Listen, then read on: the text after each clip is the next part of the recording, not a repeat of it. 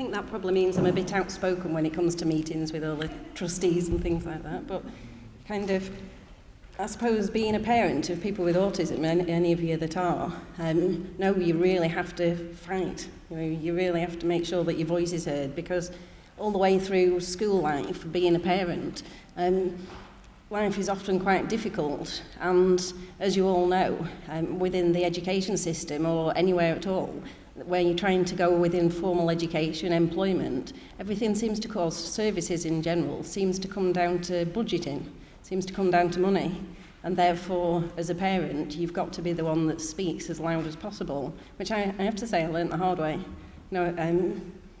So I'm going to move on to a picture of my brood, who don't look anything like that now. I have to say, this is an extremely old picture.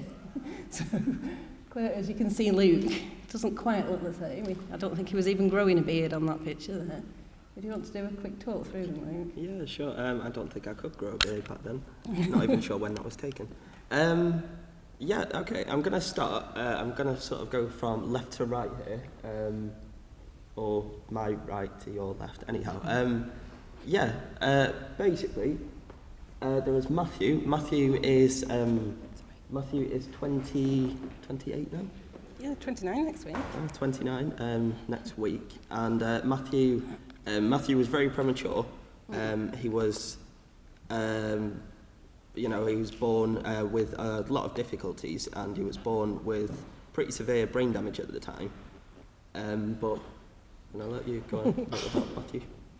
He was born at 24 weeks gestation, and obviously all those years ago that was very early. In fact, he was technically, it was still counted as a miscarriage, so I had to decide whether they resuscitated him or not.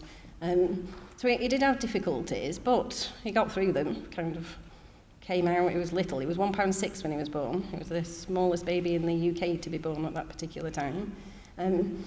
But eventually he just grew up. He'd had a few difficulties, and he was very structured, very rigid in the way he behaved, and he was diagnosed at the age of, I can't even remember when, to be honest, it was that long ago. I think he was about 7, with pervasive developmental disorder not otherwise specified, which sounds absolutely daft.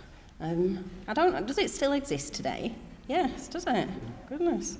I would have hoped that maybe that would have been struck off somewhere, because basically he didn't tick all of the boxes. He made very good eye contact, a bit too good eye contact, I have to say.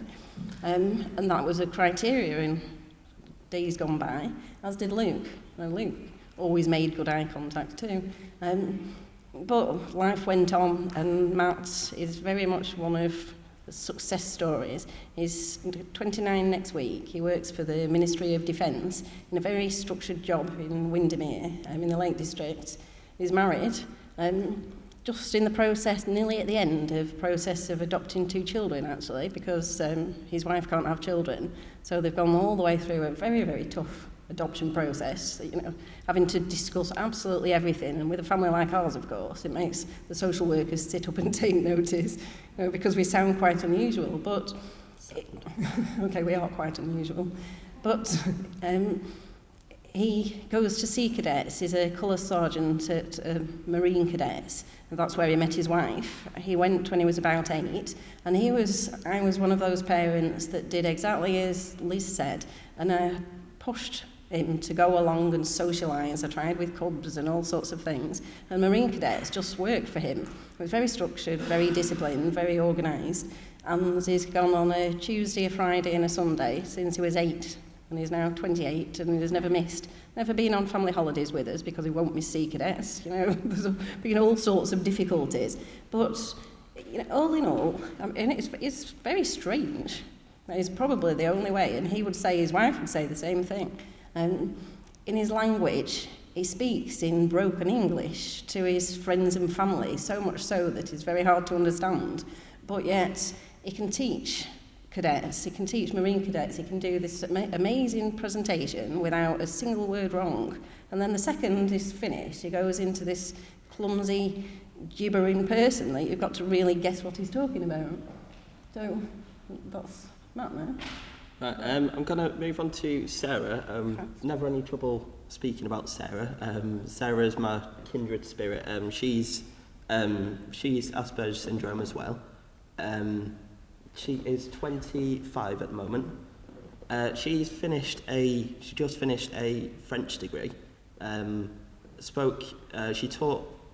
She taught English in France for a year, and then moved on to Spain and learnt Spanish in about a week, I think, and then and then taught English over there.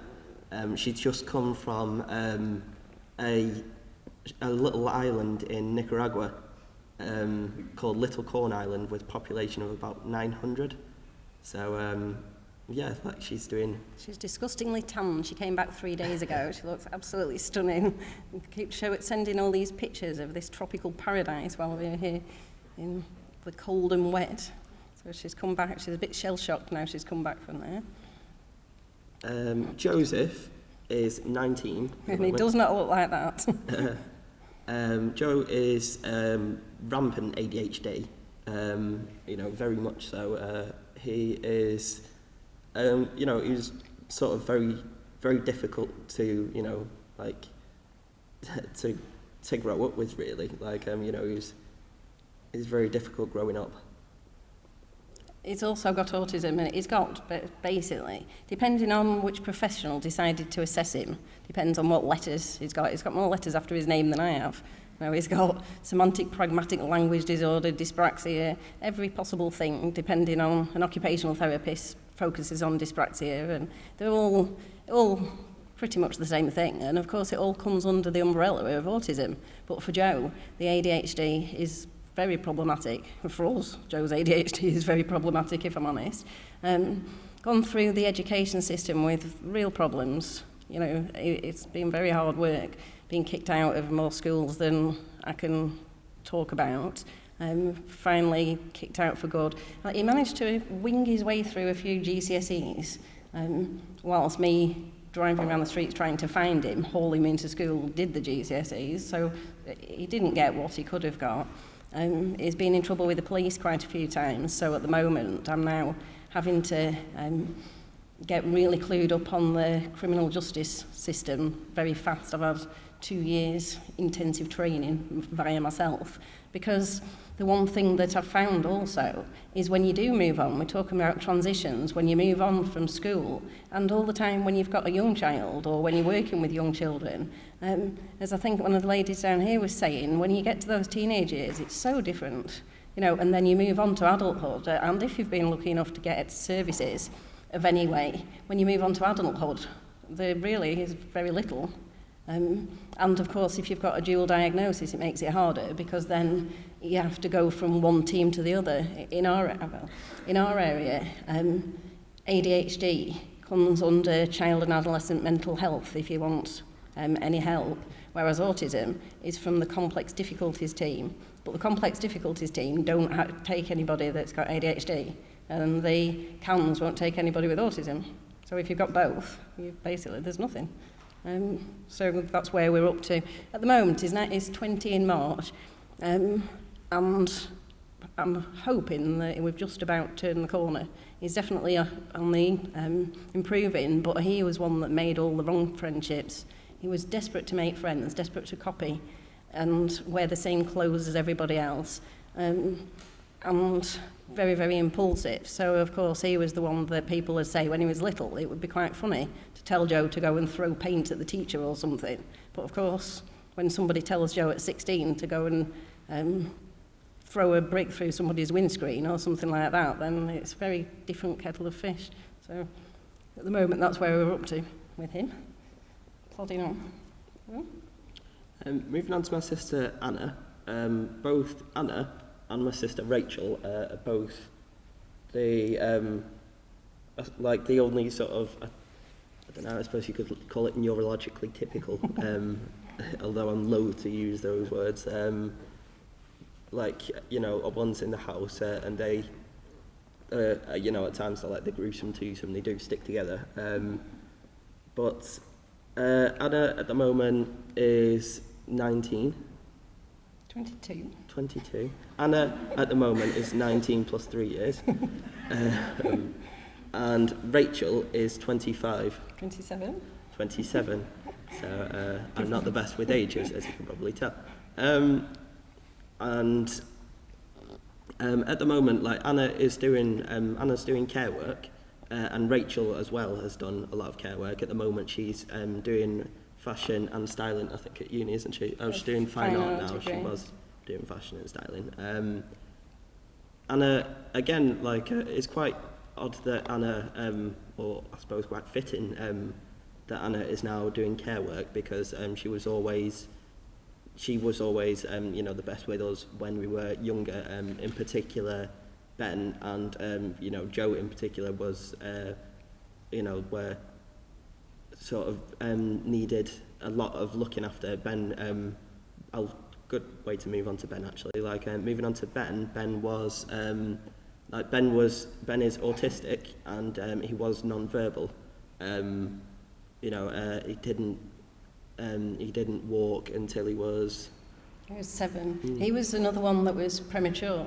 He was born at 25 weeks. And in some ways, you'd think that, and Joe was born at 29 weeks, but of course Luke and Sarah have to be the spanner in the theory that prematurity causes autism, because Sarah and Luke both still have Asperger's syndrome autism, and they weren't born prematurely. So I think it's just familial in my house.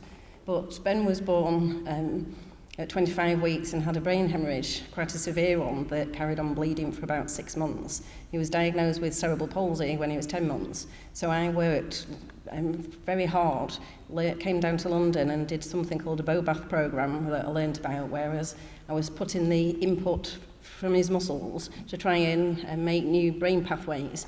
So, which I did, was 8 hours a day, moving his legs, moving his arms, so you couldn't stop. Even to go to the toilet, somebody had to take over. And he walks around fine now, you know, he's very clumsy, you know, got a strange gait, but he walks and talks and, you know. But because I was focusing so much on him physically, and he didn't speak, I didn't really think of anything else at all. And he started crawling when he was about 3. So, and one day I was just watching him, and he was crawling round and round and round in circles. And then I looked at Luke, who still does that now. And Luke was just walking round and round in circles. And I looked and I thought, goodness, that's strange. You know, and then when I went to the Child Development Centre the day after, I said, I think he might be autistic. And they said, oh yes, we already know. But they didn't tell me.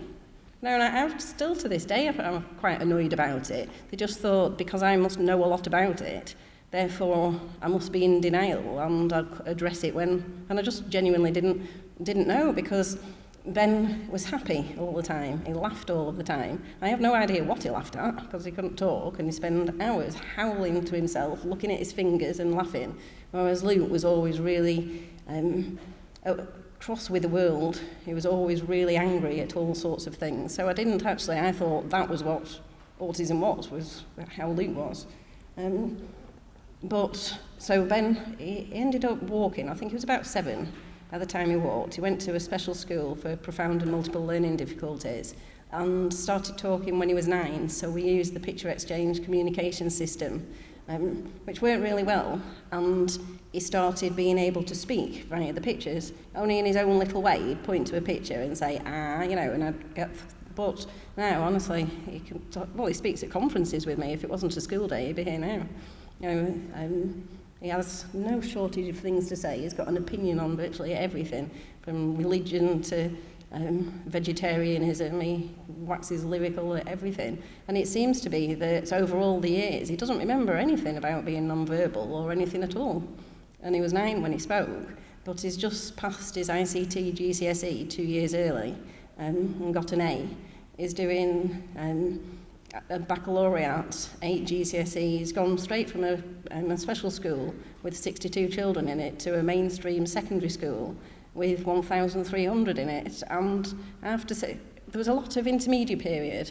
I homeschooled him for a certain amount of time. Then I introduced flexi-schooling, where I had to argue like mad and said, right, the school can have him for a certain amount of time and I'll do it. But now, he goes to school, I take him, he can't cross a road, he can do his GCSEs, but still can't cross a road or fasten shoelaces or anything, but he is definitely, you know, I mean, we'll watch this space and watch next year, but now, I was just saying to Jeffrey, you know, he is just completely happy. all the time. He's got, as long as he's talking about his games, as long as he's got his 3 friends who talk about games, as long as he's got his games, then, life is just wonderful all of the time. He doesn't tell lies, he doesn't break rules, he doesn't like anyone to tell lies or break rules. It's like having a little policeman live with us. But, he really is, if you'd have said 4 years ago that he's doing what he does now, I don't think anybody would believe me at all. It just shows that you can never take one person with autism and foresee the future and say this is what's going to happen, because we just really don't know.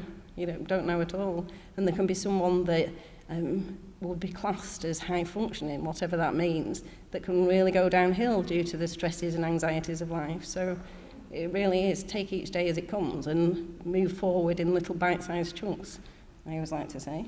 Luke's pushing me to move. Oh, you can tell. Oh, and this is my new addition, Isaac, the one in the corner. Who everyone thinks that I'm completely mad for, after having 7 children, choosing. It wasn't an accident or anything. It was a very positive decision to decide to have a little boy. Well, I didn't know he was going to be a boy. My partner, because I got divorced from the children's dad after Ben was born, my partner's a lot younger than me and hadn't got his own biological children, and we thought and talked, and what if he has autism? And just thought, well, it isn't actually a death sentence.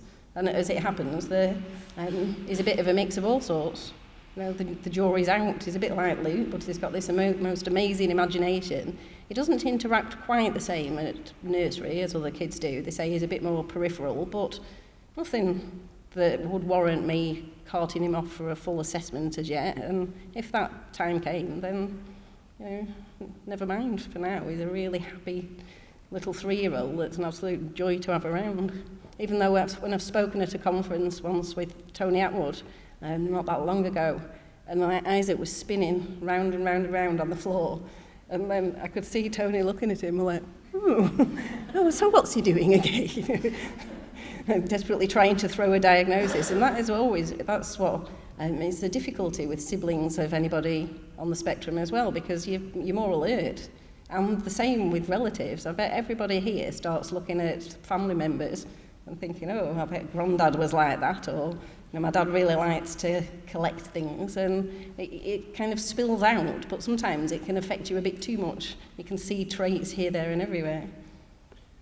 Go on then, Luke. Okay, I'm going to say a little bit about me, and then Mum's going to say a little bit about her. I was originally diagnosed with AS. I am 23. Yeah, I'm 23. And yes, I am. Oh no, I'm not 23. I'm 24. Really not very good with ages. I was originally diagnosed with Asperger's and dyspraxia, and have recently just been diagnosed with bipolar as well.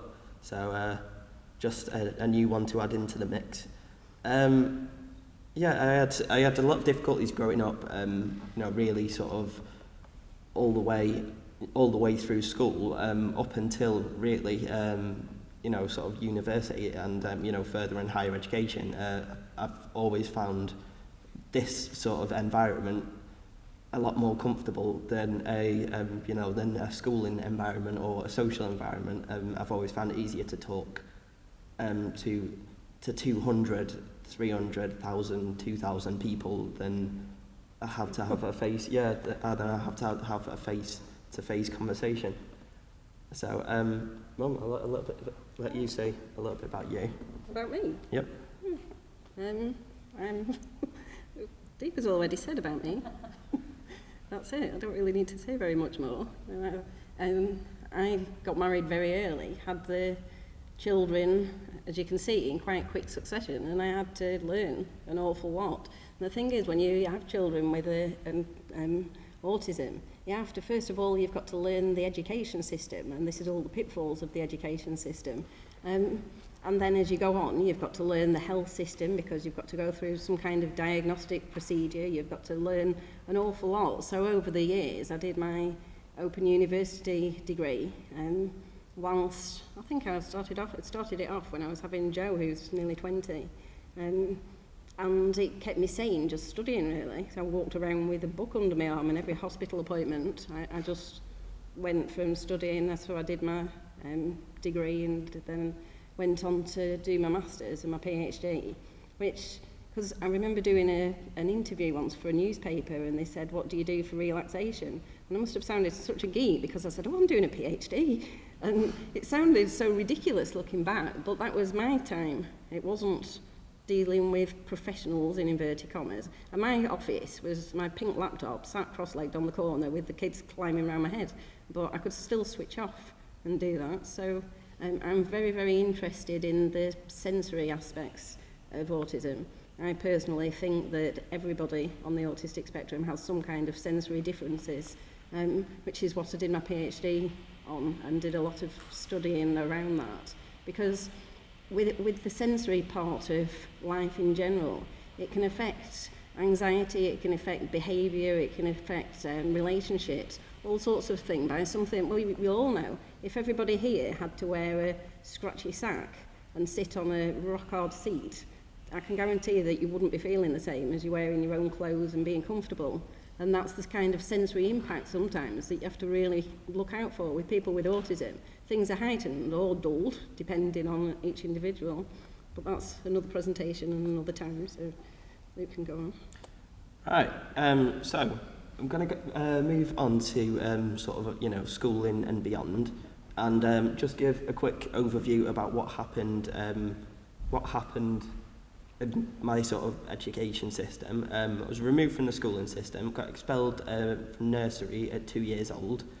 How I managed to do that one. Tell them how you managed to do it.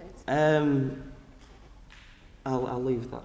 Go on. Well, basically, I used to, when I was in nursery, I used to enjoy, as any child does, lining toys up as opposed to playing with them. So, I'd left everything in a neat little line, and everybody came outside. I think I'd been put outside for disrupting circle time or square time or misshaped time. Anyhow, so and everybody came outside, and every single child left my line of toys. I'd taken everything and put it in a giant line spanning from one side of the garden to the next, but everybody left them apart from one person who took a toy spaceship from the end, and so I sort of took it and put it back, and then he took it again, and then I took it back, and so I gave it back to him quite hard on the head, and I think he had to have stitches, and ended up being my best friend through school. So, which led to me being removed from the nursery. So, no nursery, but I got a nice little anecdote from it. So I struggled through primary school. I ended up getting through primary school, then moved from there to a state school. And from there to an independent school with the logic that maybe this would be better for me because they had a big sort of anti-bullying policy, that kind of thing. And I left independent school at 14. I was home educated.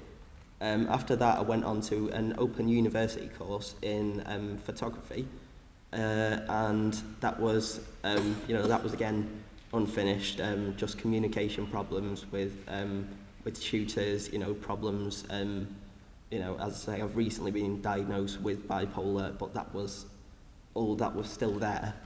I sort of went through college and again ended up leaving due to the same kind of problems. So all of this obviously wasn't the biggest confidence boost. And present, I went back to college. I got a national diploma in photography with distinction, and I'm in second year at the moment of a bachelor's with honours degree in photography, and I'm sort of doing graphic and photographic work through the UK at the moment. So what went wrong? So the biggest sort of the biggest problem in the first place was that everything, nothing made sense decoding all these, these little sort of, these things that went on, things like, the school bell ringing, kids packing the books away, things like that. None of it was linked to anything. It was all just random noises and sounds, in the same way that if you came here and started, sort of farm animal sounds in the back, like started playing, they'd have no context. There'd be no, there's no context to anything happening. And so, with that in mind, like the way to sort of, to get, in particular, the transition, between primary school to secondary and secondary to, to college and to uni, is things like putting organisational strategies in place, such as, reminders, timers. I use an iPad at the moment, and just have a giant calendar with everything in it, and reminders set for everything. The time to acclimatise yourself with the surroundings, like, is pretty much self-explanatory. Like, people on the spectrum, more so than, more so than anybody else, need time to sort of assimilate an environment. If you walk straight into a room for the first time and you have no idea what is going on, what's going to be going on, in that room, then all of your concentration, all of your all your brain power is being taken up by actually taking in your surroundings, and so therefore there's no work can be done, or no concentrating to be done, because you're trying to work out like where the exits are, and what the lighting's like, and where the switches are, and it's all, there's no work can happen in that environment. When it comes to bullying, I know the previous speakers have spoken on bullying, so strategies such as red flag systems to recognise early, like especially early on, keeping an eye out for those sort of, the little indicators, like buzzwords, to let the parents or the teacher know just when that is happening, and in particular, like education as to what bullying means. When I was in school, I wasn't bullied, but I was kicked and punched and like called names and had my stuff stolen and things, but nobody had ever said, yeah, bullying is this, and this, or so none of it made any sense. So going beyond the classroom and beyond school, the biggest thing to remember is that a successful placement takes time, and it takes thought. Nothing can be just, you can never just wing it. It all takes preparation. Whether you're in formal education or employment, you need support throughout, and that support can be in any form. I've recently had a bit of a problem with a support tutor, because I was allotted at university a couple hours a week, where I had, which with time I could use to to organise my work, and I get help, and on paper it was great. This was time where I had help to organise my time, my work, and yet as soon as I got there, I sat down with my helper, and we went, right, so what do you need to organise? And I was like, well, I don't know, because I've not organised it. So, so there was this sort of catch-22 situation whereby I had to sit and organise what I was going to organise the next week. And then by the time it got to next week, I needed to organise the week after, and that was, it was already out of date. Yeah, all the same strategies that are used in school are still just as necessary. That they're still all relevant. Yeah, the biggest thing to remember, young adults with with an ASD, there's this especially around my area, there's this big sort of this idea that autism disappears at 16.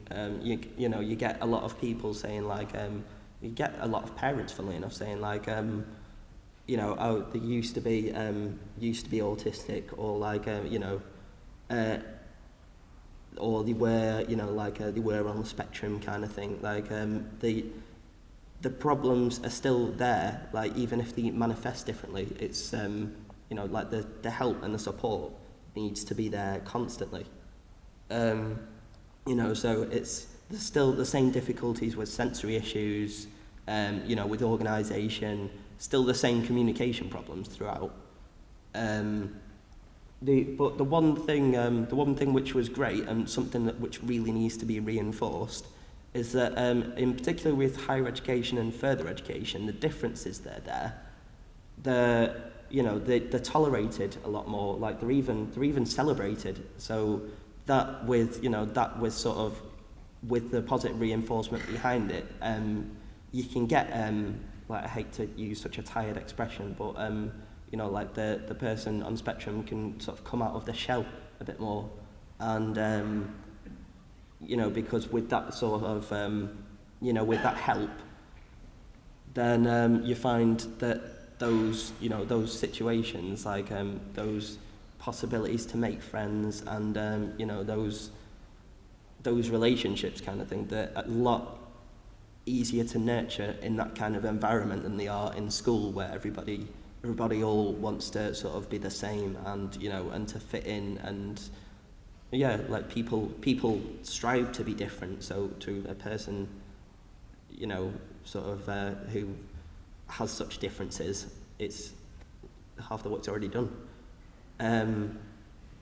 One thing to look out for, in particular in further education and higher education, is that the person on the spectrum oftentimes has sort of a friend who will help them out a lot more, who maybe sort of understands the the issues that person has with organisation, time management, and a lot of times they can often pick up on things that they might miss. For example, in university, I have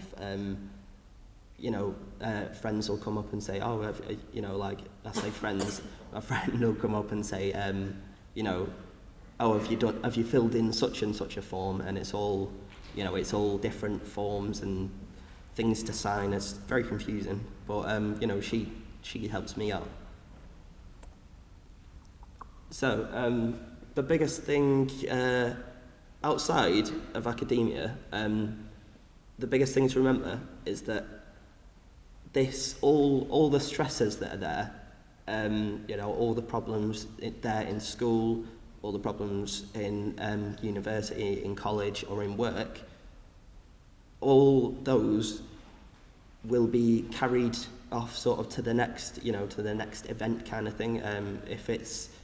If you've had a tough day at uni, and this isn't just exclusive to people on the spectrum, if you've had a tough day at uni or at work or at college, then people carry this on.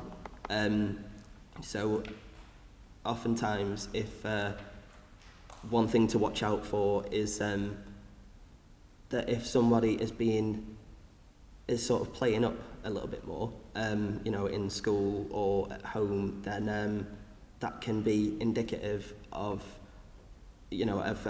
sort of tough times somewhere else. So sort of the transitional period,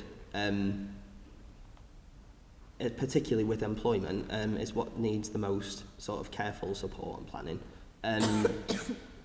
The employment in particular is something that always found really difficult. Like my route of employment has not been the most linear. I've worked in cocktail bars. Like fair enough, it was certainly very short lived. I couldn't deal with the social side, but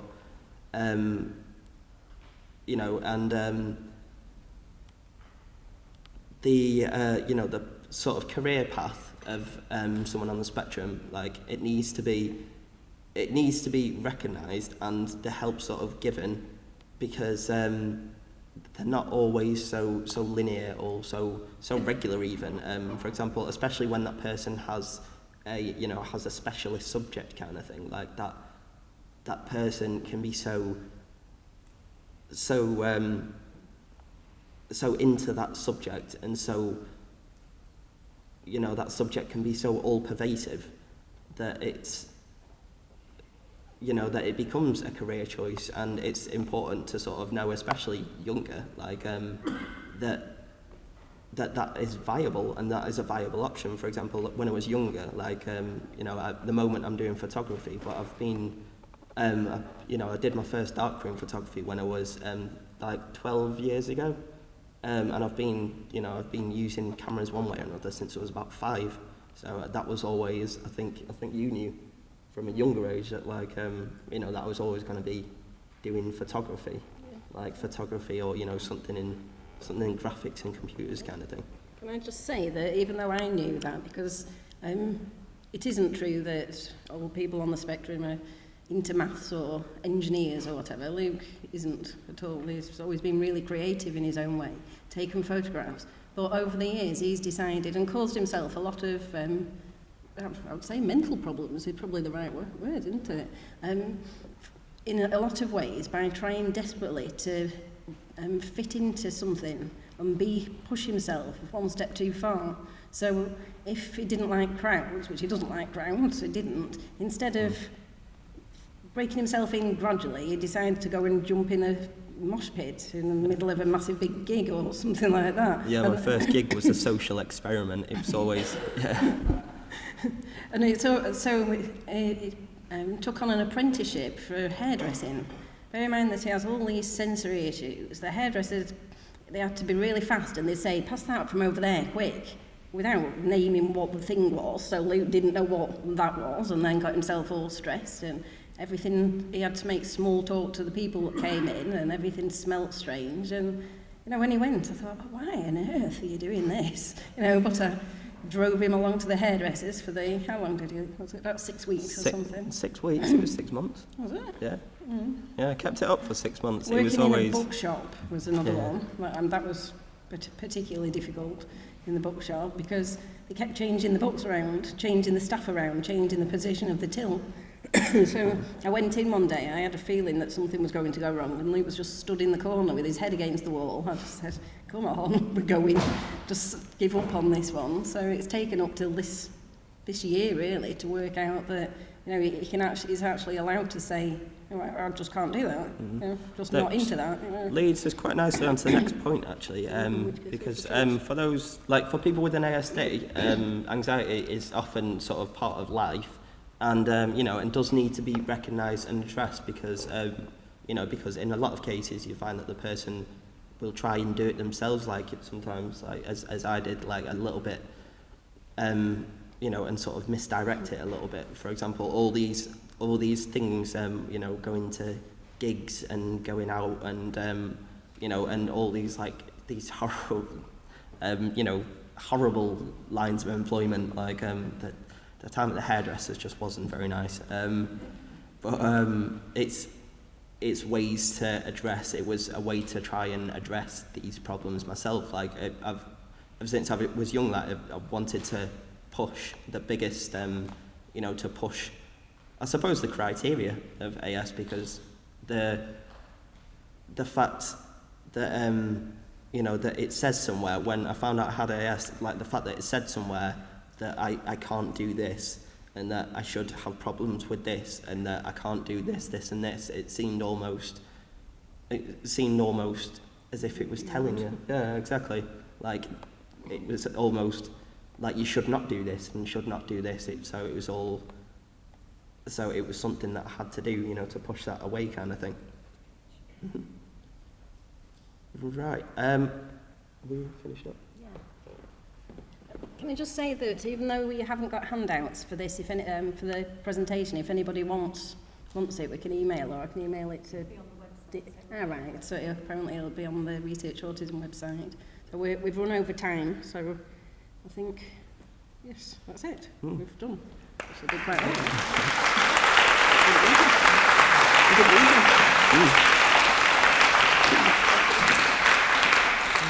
Thank you very much.